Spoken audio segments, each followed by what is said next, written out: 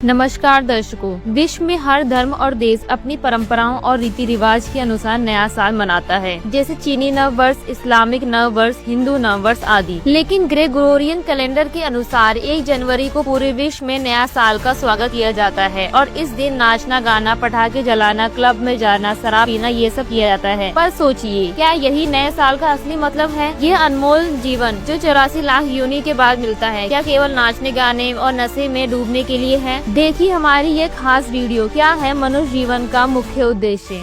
विश्व के लगभग हर धर्म और देश में अपनी संस्कृतियों, परंपराओं और रीति रिवाजों के अनुसार अपना अलग नया साल होता है।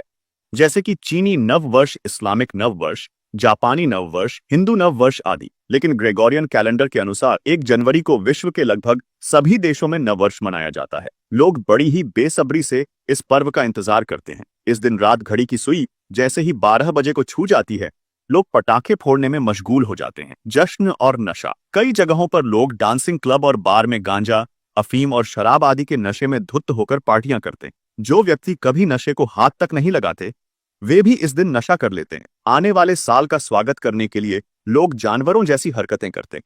हैरानी की बात तो ये है कि इस एंजॉयमेंट में वे भारतीय संस्कृति व प्राचीन सभ्यता की मर्यादा रूपी कोई भी लक्ष्मण रेखा नहीं खींचते और अंधाधुंध पश्चिमी सभ्यता का शिकार हो जाते। आध्यात्मिक दृष्टिकोण, लोगों की मानसिकता केवल यह है कि जीवन को कैसे एंजॉय करना है। हिंदुओं के लिए भगवान के मंदिर तक जाकर घंटा बजाना, हाथ जोड़ना, शिवलिंग पर जल चढ़ाना और अपने परिवारजनों के लिए सुख समृद्धि मांगना ही सब कुछ है। सिखों के लिए गुरुद्वारे जाकर गुरु ग्रंथ साहिब के आगे शीश नवाना, लंगर सेवा करना या गुरुद्वारे में सेवा करना बहुत है। ईसाइयों के लिए चर्च में जाकर कैंडल जलाना, प्रेयर करना और अपने पापों को कन्फेस करना ही सब कुछ है। मुस्लिम भाई बहनों के लिए 5 समय की नमाज पढ़ लेना और दान के लिए अपनी कमाई का 10वां हिस्सा निकालना पर्याप्त है। लेकिन हमें समझना चाहिए, केवल नाचने, गाने और नशा करने के लिए है। 84 लाख योनियों में जन्म लेने के बाद यह दुर्लभ मानव जीवन मिलता है, लेकिन हम इसे व्यर्थ नष्ट कर देते हैं। मृत्यु और मानव संवेदनशीलता, लाखों लोग 31 दिसंबर को नाच, गाने और पार्टी में मशगूल होते हैं। वहीं उसी दिन हजारों लोग मौत के हवाले हो जाते हैं। किसी का भाई, किसी की बहन, पिता या बेटा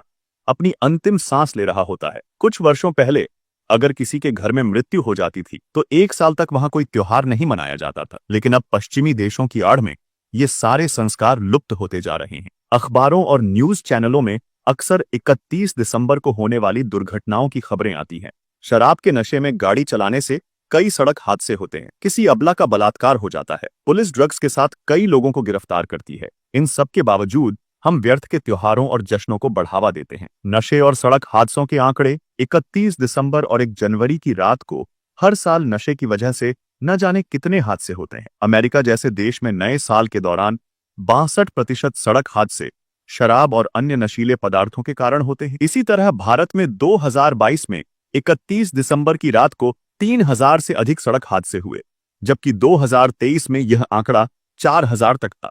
मुंबई, दिल्ली और बेंगलुरु जैसे बड़े शहरों में 500 से अधिक सड़क हादसे होते हैं। अस्पतालों में शराब विषाक्तता, अल्कोहल पॉइजनिंग के मामले भी भारी संख्या में दर्ज किए जाते हैं। शुभ कामनाएं और आध्यात्मिक ऊर्जा, नए वर्ष पर रात 12 बजते ही लोग एक दूसरे को हैप्पी न्यू ईयर कहकर शुभकामनाएं देते हैं। लेकिन इन सभी चीजों से होने वाली हानियों से लोग अनजान रहते हैं। हमारे पवित्र सदग्रंथों में लिखा है कि संसार की उत्पत्ति परमात्मा ने अपनी वचन शक्ति से की थी। शुभकामना या आशीर्वाद देने से सामने वाले को लाभ होता है, लेकिन हमारी आध्यात्मिक ऊर्जा का नाश हो जाता है। यह ऐसा है जैसे किसी दूसरे की गाड़ी में हवा भरने के लिए अपनी गाड़ी के टायर से हवा निकाल दें। इसके अतिरिक्त नशा, मांसाहार, नाच, गाना और पटाखे फोड़ने से परमात्मा का संविधान टूटता है और हम घोर पाप के भागी बनते हैं। जब हम मां के गर्भ में थे तब परमात्मा से जीवन की भीख मांगते थे, लेकिन इस दुनिया में आने के बाद हम वही मनमाना आचरण करते हैं और यह अनमोल जीवन व्यर्थ चला जाता है। सतभक्ति का मार्ग, पूर्ण संत की शरण में जाने से ही